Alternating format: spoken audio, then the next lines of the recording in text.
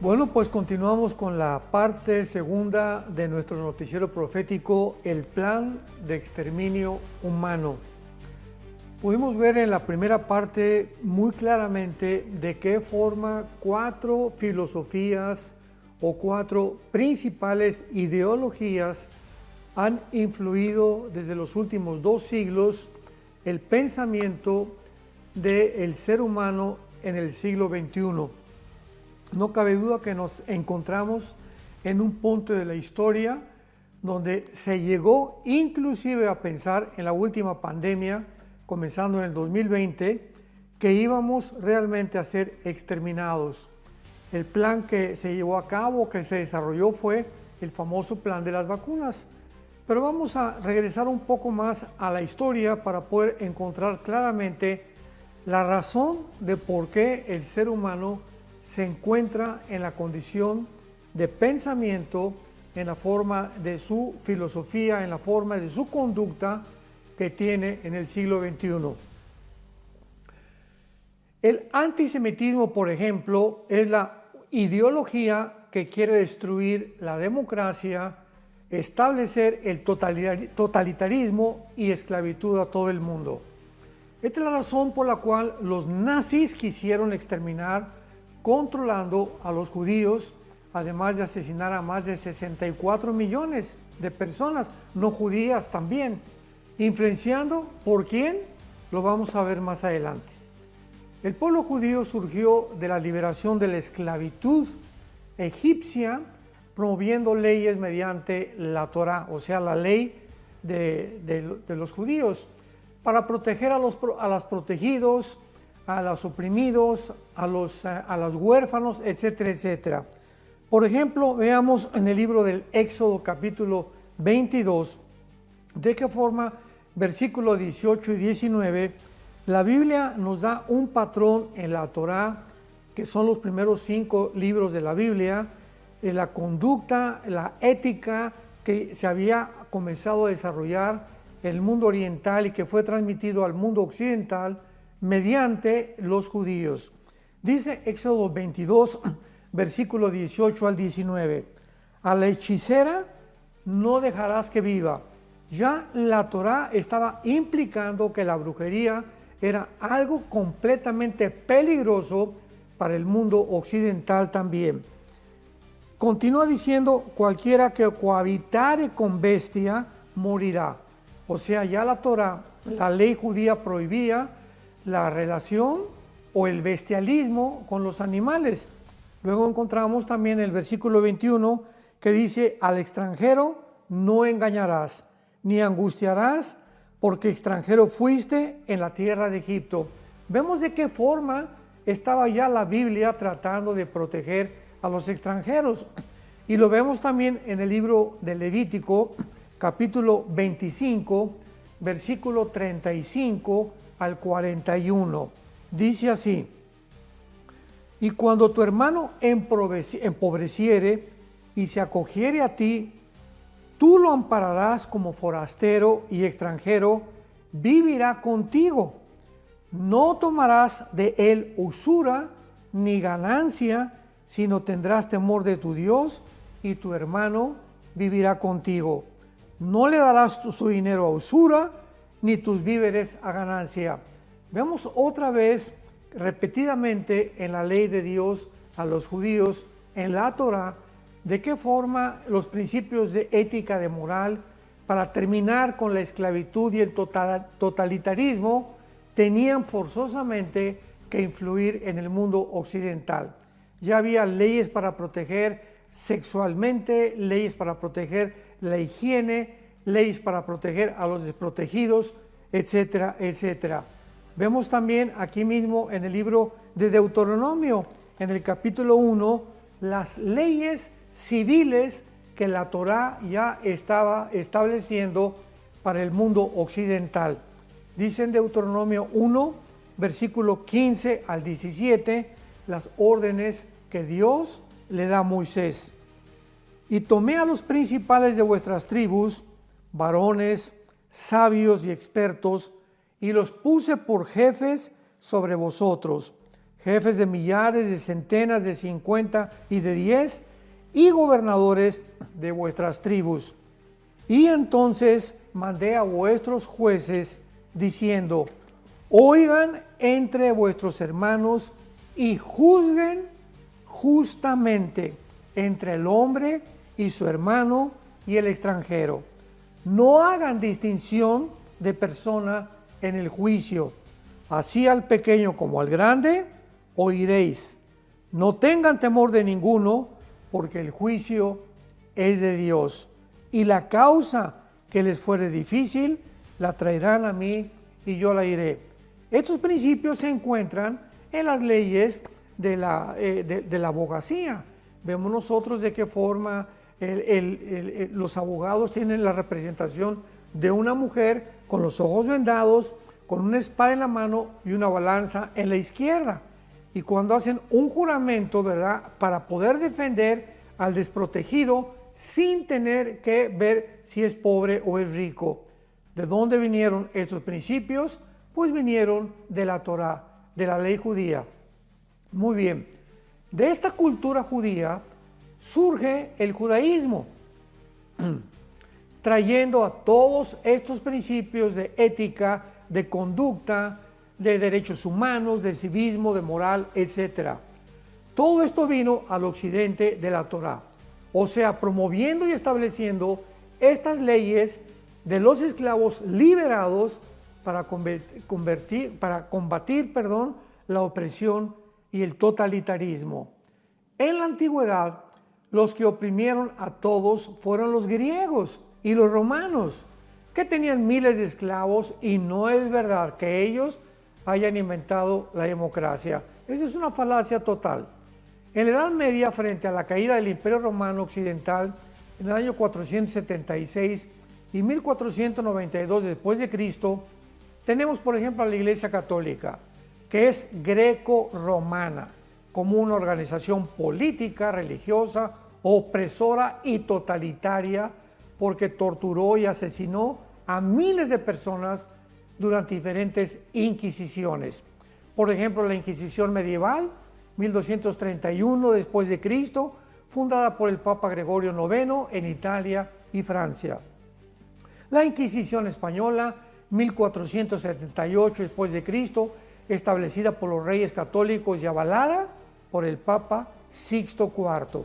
Y en tercer lugar, la Inquisición romana o el Santo Oficio, 1542, por el Papa Paulo III, que procesó a Galileo Galilei en el siglo XVII. No cabe duda que el impacto de la Biblia en la historia ha sido asombroso. Por esto, la Iglesia Católico Romano mandó prohibir la Biblia, porque nadie hablaba latín en ese tiempo más que los curas. Fue después de la Reforma Protestante, 1517, cuando el monje Martín Lutero clavó sus 95 tesis en la Catedral de Wittenberg, en Alemania, que la Biblia comenzó a ser traducida por primera vez en idiomas europeos. Y hasta el año 1661-62 del siglo pasado, del siglo XX, el Papa Juan XXIII, en el Segundo Concilio Vaticano, fue el primer papa que permitió que la Biblia se leyera sin el permiso o el imprimatur de Roma. Una vez que la gente comenzó a leer la Biblia, comenzaron las revueltas contra los gobernantes que los oprimían, y por consecuencia de la lectura de la Biblia, finalmente se produjeron las democracias del occidente. Lo que los occidentales valoramos como la libertad de expresión, de prensa, de pensamiento, de separación, iglesia-estado, ¿de dónde creemos que provienen? Provienen de la ética, moral y legalidad política de la Biblia. Actualmente, todos los opresores o gobiernos totalitarios son por lógica antisemitas, porque precisamente es con lo que quieren acabar con todos los principios judeocristianos que estorban el globalismo, la Agenda 2030, la familia cristiana, el matrimonio bíblico, los dos únicos géneros, las democracias, etc. Pero saltemos ahora a la Segunda Guerra Mundial con Hitler y los judíos. La eugenesia fue la clave de cómo vivirían y morirían los judíos en el Tercer Reich.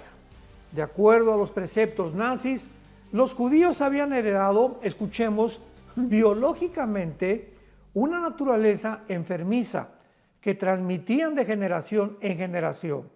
Todos los judíos que tenían, aunque sea una sola gota de sangre de sus abuelos, se convertían inmediatamente en enemigos del régimen nazi.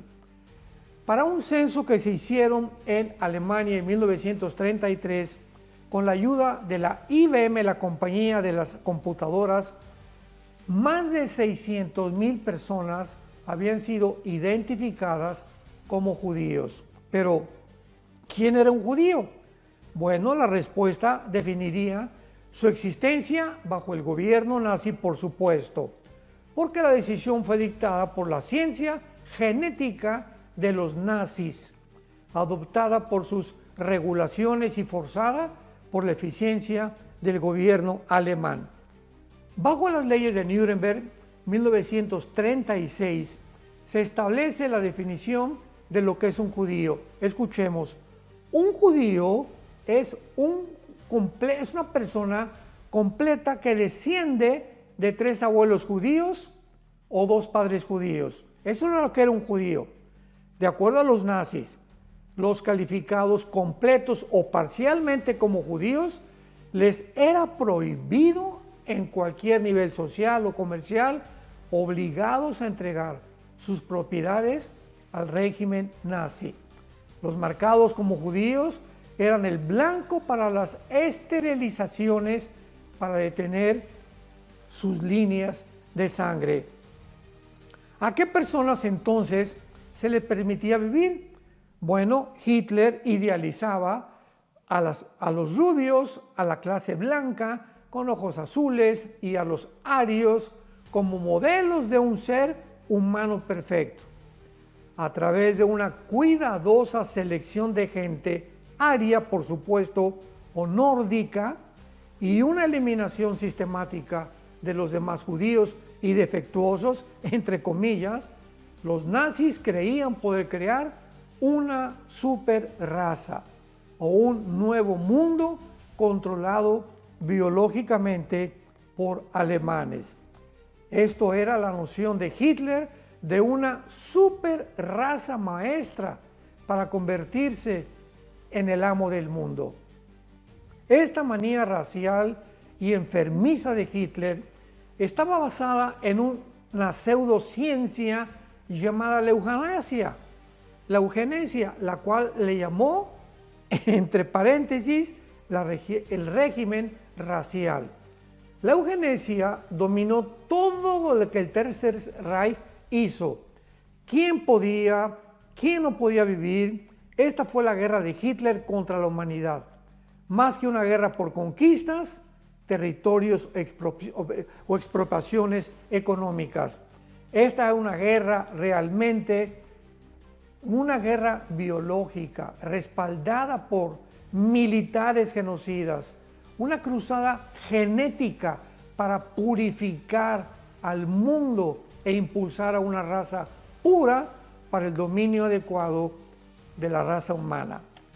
Más tarde, un general de Hitler llamado Rudolf Hess, general, dijo lo siguiente, entre comillas: el nacionalsocialismo, o sea, el sistema de gobierno nazi, no es más que la aplicación correcta de la biología.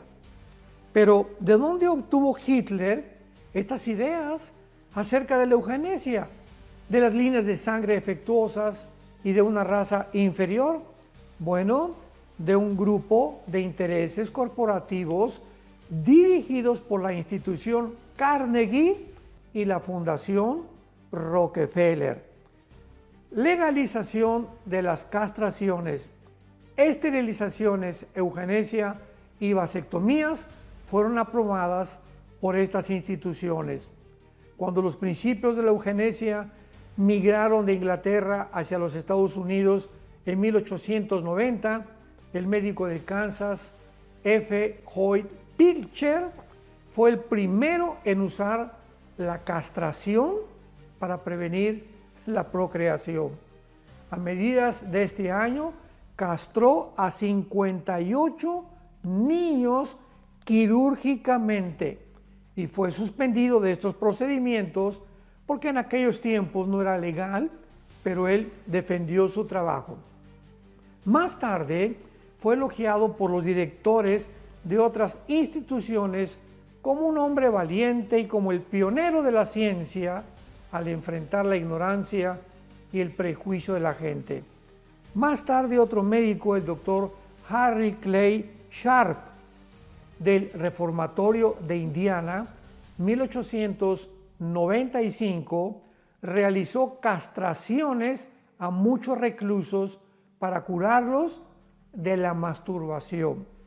En 1904 este médico había realizado ya 176 vasectomías como una solución eugénica o disque genética para detener las líneas sanguíneas negativas de los seres humanos, aun cuando este procedimiento no era todavía legalizado. En 1899 el doctor Albert Ochsner, cofundador del Colegio Americano de Cirujanos en Chicago, realizó vasectomías obligatorias a muchos prisioneros para, entre comillas, eliminar a los criminales habituales de la posibilidad de tener hijos. Pero no solamente quiso eliminar a los prisioneros, sino también a indigentes tontos, imbéciles y ebrios crónicos. En 1907, la esterilización se hizo legal en el estado de Indiana y en 1909 los estados de Connecticut, Washington y California legalizaron la esterilización eugénica para supuestos, entre comillas, criminales habituales, impedir líneas genéticas negativas y prevenir la procreación para mejorar la raza. Nueva Jersey lo hizo en 1911 y Nueva York en abril de 1912. Desde luego que todo esto tenía la misma meta: mejorar la rama completamente de una forma científica, por el amor de Dios. Más tarde las famosas universidades como Harvard, Princeton, Yale, la de Chicago, incorporaron cursos de eugenesia en su currículum. Para 1914, más de 44 instituciones académicas ofrecían instrucciones de eugenesia y en 1924, cientos más de universidades en Estados Unidos y en Europa incorporaron y alcanzaron a más de 20,000 estudiantes anualmente. No importaba que la mayoría de los norteamericanos se opusieran a las esterilizaciones o que esta supuesta ciencia no era más que una ciencia ficción, porque todos estos supuestos científicos no estaban interesados en promover una democracia, sino en crear una supremacía racial. Desde luego que los eugenistas no buscaron la aprobación de las masas, sino que la buscaron en los poderosos, los ricos, en los políticos, en los influyentes, para hacer su guerra contra los débiles y contra los indefensos. Más tarde se desarrolla la Fundación para el Mejoramiento de la Humanidad Racial por el doctor John Harvey Kellogg, que fue el famoso fundador de los cereales Kellogg, los famosos cornflakes, y fue una de las organizaciones eugenistas líderes del mundo con el propósito de crear una super raza en el mundo. El doctor Kellogg anhelaba una raza blanca europea para establecer una raza humana mejorada. Con todo esto y esta historia nos muestra claramente a dónde nos encontramos actualmente en el siglo XXI, damas y caballeros, santos de Dios. Nos encontramos en un mundo donde, por ejemplo, en este siglo XXI, el famoso Foro Económico Mundial que se lleva a cabo en la ciudad de Davos, Suiza, cada año, donde asisten científicos, políticos, diplomáticos, expresidentes, etcétera, etcétera, se dedican a reunirse. ¿Con qué propósito creen ustedes? Con el propósito de comenzar a pensar, a planear lo que vamos nosotros, los seres humanos en general, a cómo pensar y cómo vamos a actuar el año que entra. O sea, es increíble que este grupo, esta élite de familias y de políticos influyentes y billonarios sean los encargados de dictar los protocolos para la forma como debemos de vivir. Y este ejemplo lo tuvimos en el año 2020, 21, 22 y 23, en la famosa pandemia, porque nos podemos preguntar quién dictaba los protocolos para que en México todo el mundo usara una bufanda, para que en México no se metieran a las playas, no usaran los gimnasios, hubiera confinamientos, y los mismos protocolos fueron dictados en Estados Unidos, en España, en Inglaterra, en todas las naciones. Pero estos protocolos no venían de los presidentes de cada nación, venían de una organización no gubernamental, la OMS, o la Organización Mundial de la Salud, dirigida por un hombre, Bill Gates, y por el director Tedros, que era un nazi de la nación de Etiopía, completamente de izquierda. Así que todos estos protocolos fueron influidos por un grupo de, entre comillas, científicos, que no fue más que ciencia ficción lo que ellos querían lograr. A través de las vacunas, experimentar genéticamente para comenzar a disminuir la raza humana.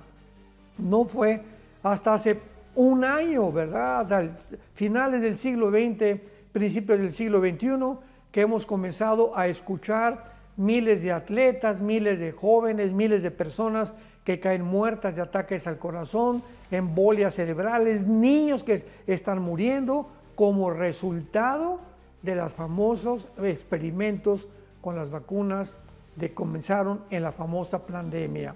Así que nos encontramos en un mundo donde hay un plan malévolo de exterminarnos, de terminar con la raza humana. Pero como no lo pueden hacer de una sola vez, lo están haciendo progresivamente, de una forma, entre comillas, científica, a través de experimentos, exactamente como lo hicieron con las esterilizaciones, con las castraciones, con la vasectomía del siglo XIX, que comenzó en Inglaterra, que emigró a los Estados Unidos, que comenzó a dispersarse por todas las universidades, por todos los centros universitarios, por todos los centros de estudio científicos avalados por compañías multimillonarias, como vuelvo a repetir, como Carnegie y como la Fundación Rockefeller y la Fundación Rothschild, que fueron fundaciones millonarias que continuaron financiando todos estos experimentos. La Biblia dice claramente que la humanidad terminará exactamente de la misma manera. Muy pronto va a surgir un hombre llamado el Anticristo, que va a controlar el mundo a través de la economía, mandando una marca a todos los seres humanos con el 666, que lo explica la Biblia en el libro del Apocalipsis capítulo 13. Y a través de esta marca nadie va a poder comprar ni vender sin que no esté marcado. De esta forma, todos los que no estén sometidos bajo un gobierno totalitario, un gobierno completamente opresivo, un gobierno que dirige a la humanidad a esclavizarnos, como ya lo estamos viendo, va a ser pasado por la muerte. Serán muertos todos aquellos que se nieguen a recibir la marca del Anticristo y que no se sometan a este futuro gobierno totalitario mundial. Vemos pues de qué forma es clara la comprensión. Actualmente la Agenda 2030, el famoso globalismo, tienen un propósito: terminar con la familia cristiana, terminar con los principios que se encontraban en la Torá, en la ley judía, en el Nuevo Testamento, porque son principios de ética, son principios en contra de la esclavitud, en contra de la opresión, en contra de los gobiernos totalitarios, por lo cual es lógico, lo tenemos que entender, es lógico que quieran acabar con estos principios porque son los que detienen, los que estamos de alguna forma impidiendo que toda esta gente diabólica se desborde y nos lleven antes de tiempo a esta terminación final de la historia humana. Así que nosotros tenemos que ser valientes, es el tiempo de hablar con la verdad, es el tiempo de entender lo que está pasando en el mundo, es el tiempo de buscar a Dios con todo el corazón, de abrir la Biblia y descubrir en este libro maravilloso, sorpresivo, espectacular, milagroso, de qué forma ha transformado la humanidad. Repito, no fueron Grecia ni Roma los que implementaron la democracia. Todos estos principios de ética, de valores sociales, políticos, higiénicos, provienen de las Sagradas Escrituras. Por eso es el enemigo del maligno, es el enemigo de los gobiernos totalitarios, y a través de esta implementación, con todas estas medidas que ya lo pudimos ver por primera vez experimentadas en la última pandemia, tienen el propósito de terminar con la Iglesia, con el cristianismo, con los valores éticos y morales. Gracias a Dios que podemos nosotros continuar teniendo hasta este momento la libertad de expresión en la mayor parte de las naciones, cosa que muy pronto se va a terminar. Pero es importante recordar claramente cuál es el mensaje central de la Biblia. Independientemente de las leyes de ética y de moral y de higiene y de todas las leyes que han podido ser llevadas a cabo por los gobiernos, el mensaje principal de la Biblia es el siguiente: el Señor Jesucristo, el Hijo de Dios, fue crucificado, fue muerto, fue enterrado y fue resucitado a los 3 días. Y actualmente se encuentra sentado a la diestra del Padre en las alturas. Él vuelve a vivir a los 3 días para demostrarte a ti y a mí que esta vida es pasajera, que esta vida es temporal, que vamos como peregrinos simplemente por este mundo, en este planeta, pero que este planeta no es nuestro mundo final, sino que estamos siendo pasados por un desierto como una prueba, donde Dios está probando nuestros corazones, seleccionando a los seres humanos que pasan esta prueba para poder vivir la eternidad juntamente con Él y con su Hijo Jesucristo. Si tú crees que Jesucristo, el Hijo de Dios, en esa cruz abrió sus brazos y pagó con su sangre por tus pecados y por mis pecados, Dios te regala, escúchame, Dios te regala la vida eterna. Tú me puedes decir en este momento, pues es que yo no sé si soy suficientemente bueno para poder merecer el perdón de los pecados. Y las buenas noticias son que no existe ninguna persona jamás que haya cumplido ni que cumplirá los 10 mandamientos. Somos seres perfectos, somos una raza caída, enferma, que por esta razón Jesucristo tuvo que bajar al mundo, darnos la mano y sacarnos del hoyo donde nos encontrábamos. Y ahora que tú le das la mano a Jesús y que te puede sacar del hoyo donde tú te encuentras, Él te dice: ya no te vuelvas a separar de mí. Continúa caminando conmigo en los pocos días que te quedan en esta vida y conocerás la verdad.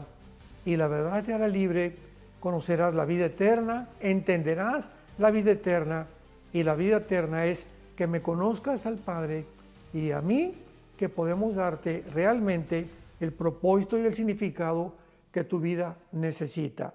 Gracias a Dios por el mensaje del Evangelio de la gracia de Dios.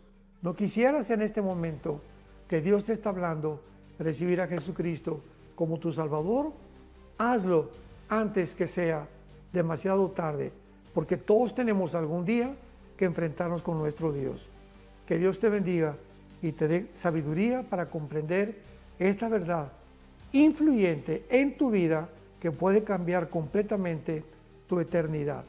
Que Dios te bendiga. Muchas gracias.